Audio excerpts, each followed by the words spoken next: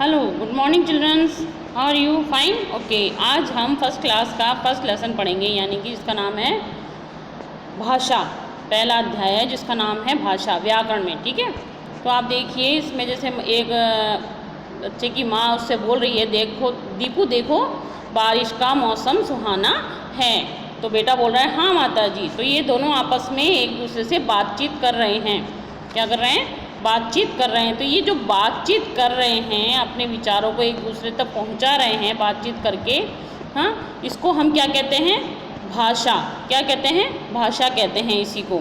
अच्छा, भाषा की परिभाषा है भाषा वह माध्यम है जिसके द्वारा हम अपने मन की बातों या विचारों को दूसरों तक पहुंचाते हैं, उसे हम भाषा कहते हैं। जैसे मान लो हम बोलकर एक दूसरे से अपनी बातों को एक दूसरे तक पहुंचाते हैं, उसे हम भाषा कहते हैं। जैसे मान लो आप अपने मन की बात बोलकर किसी को प्रकट करते हैं या कहते हैं, उसे भाषा कहते हैं। भाषा कितने प्रकार की होती है? भाषा होती है दो प्रकार की।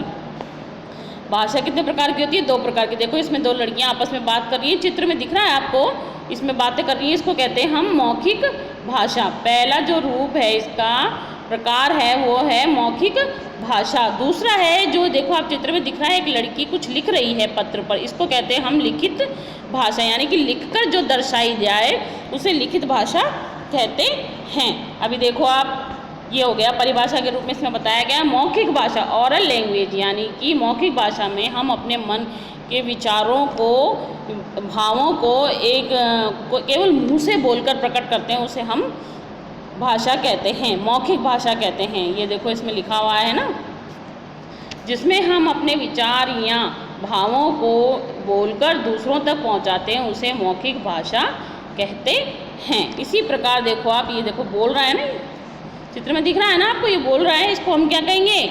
मौखिक भाषा। ये बोलकर भाषण दे रहा है या कुछ भी है जो ये बोलकर प्रदर्शित कर रहा है अपने विचारों को, तो इसको हम कहेंगे मौखिक भाषा। इसी प्रकार देखिए लिखित भाषा है दूसरी भाषा कौन सी है? लिखित। इसमें देखो एक शिक्षिका बोर्ड पर लिख रही है ना शाम पट पर, यानी कि बोर्ड पर लिख रही है। क्या लिख रखा है? ऐसे ना, तो लिख रही है, बच्चे इसको देखते हैं फिर इसको सीखते हैं, तो इसको कहते हैं लिखित भाषा। जैसे इसमें लिखा हुआ है, जिस भाषा में हम अपने विचारों एवं भावों को लिखकर प्रकट करते हैं, उसे लिखित भाषा कहते हैं। हमें भाषाओं को लिखने की, देखो विशेष बात दे रखी है इसमें, हमें भाषाओं को लिखने की आवश्यकता होती है, लेकिन मौखिक जो भाषा होती है उसको हमें सीखने की आवश्यकता नहीं होती। क्यों नहीं होती? बच्चा जब जन्म लेता है उसके बाद थोड़ा थोड़ा बोलना सीखता है धीरे धीरे, तो वो क्या हमें कोई सिखाता है क्या? स्वतः ही सीख जाता है बच्चा। बोलना क्या होता है? स्वतः, यानी अपने आप ही सीख जाते हैं। हम बोलने की जो भाषा है उसे कोई हमें सिखाता है नहीं, हम अपने आप उसे सीख जाते हैं। लेकिन जो लिखने वाली जो भाषा होती है उसे हमें सीखने की आवश्यकता होती है। तो ये बेटा आपका पहला अध्याय समाप्त हो चुका है। अभी आप देखिए ये जो बुक की एक्सरसाइज है ना, आपको दिख रही है ना, राइट वगैरह लगाने की, ये तो आपको बुक में ही करनी है ना। और मैं आपको ये सारे प्रश्न उत्तर वगैरह सब करने हैं, लेकिन मैं आपको इसको PDF के ज़रिए भेज दूँगी वो इसमें ही, फिर आप इसको अच्छी राइटिंग में कर लेना। ठीक है, ओके, थैंक यू।